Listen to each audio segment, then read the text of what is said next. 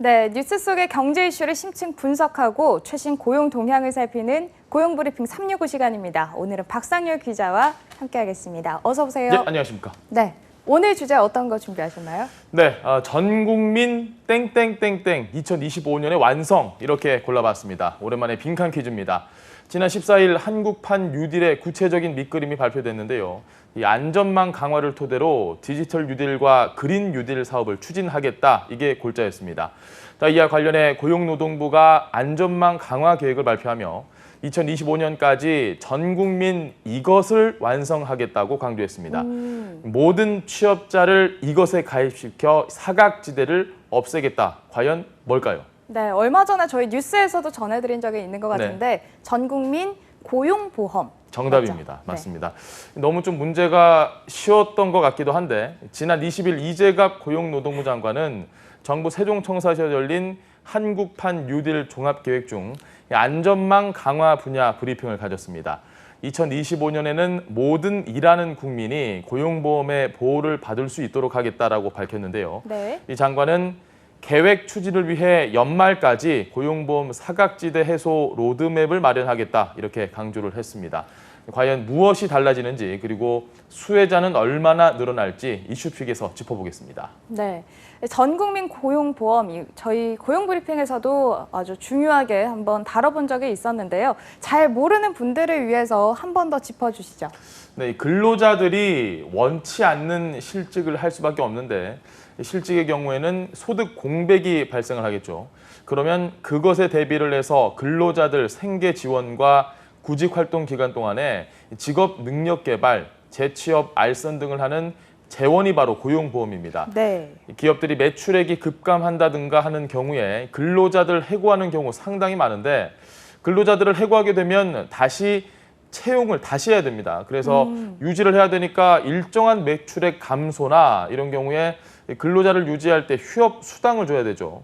그 휴업 수당의 재원도 또한 고용보험으로 충당이 되는 겁니다. 네, 한국판 뉴딜에 발맞춰서 이 안전망 강화 방안의 하나로 발표가 된 건데요.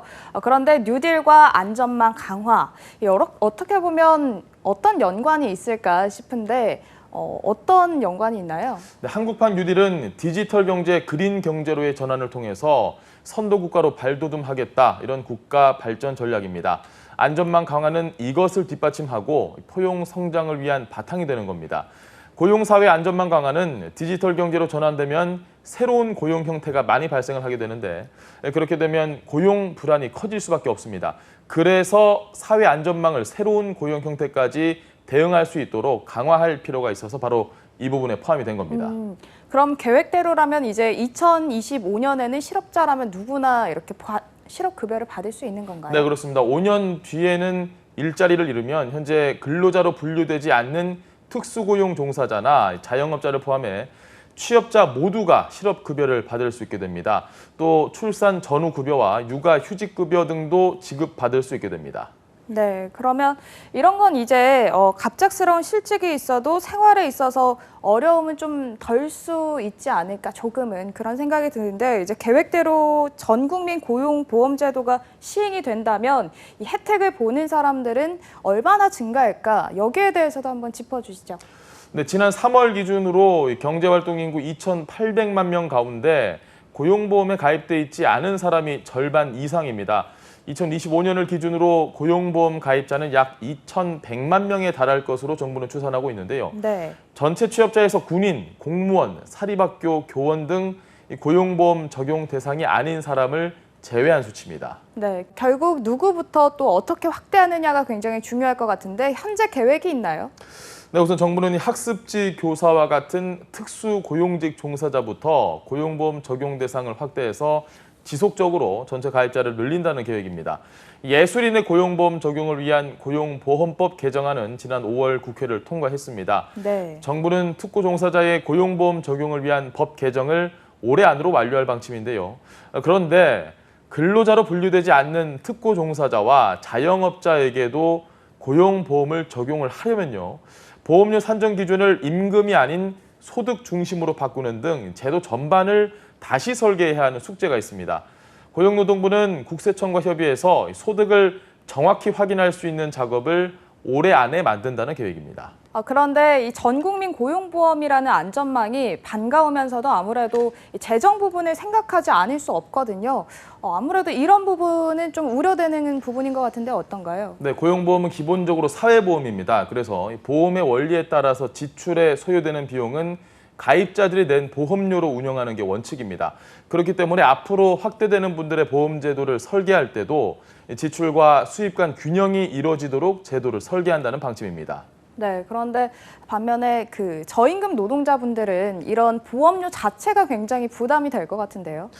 네, 재정 지원과 관련해서 이번에 발표된 내용을 좀 보면요. 지금도 임금 노동자에 대해서도 영세 사업장에 있는 저임금 노동자에 대해서는 고용보험료의 일부를 지원해주는 사업이 있긴 있습니다.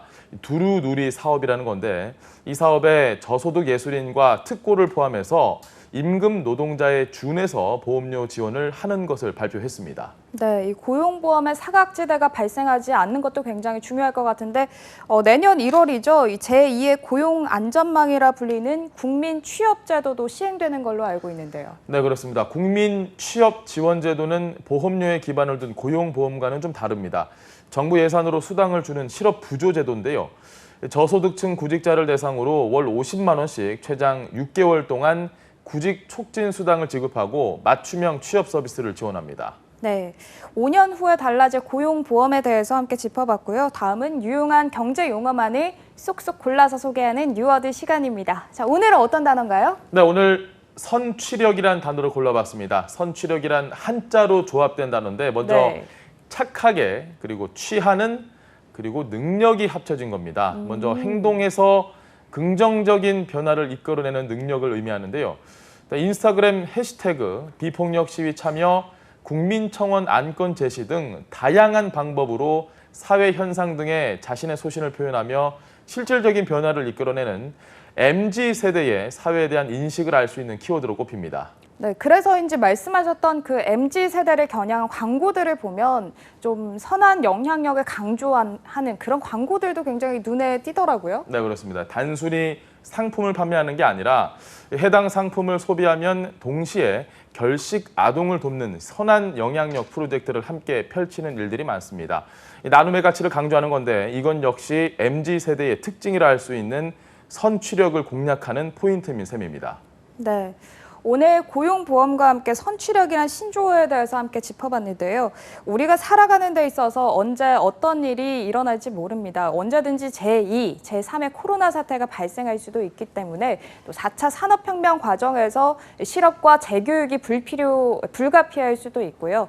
이번 이 전국민 고용보험 확대 계획이 우리 사회의 고용 안전망을 좀 더 획기적으로 개선하는 영향력의 그 시작점이 되기를 바라보겠습니다.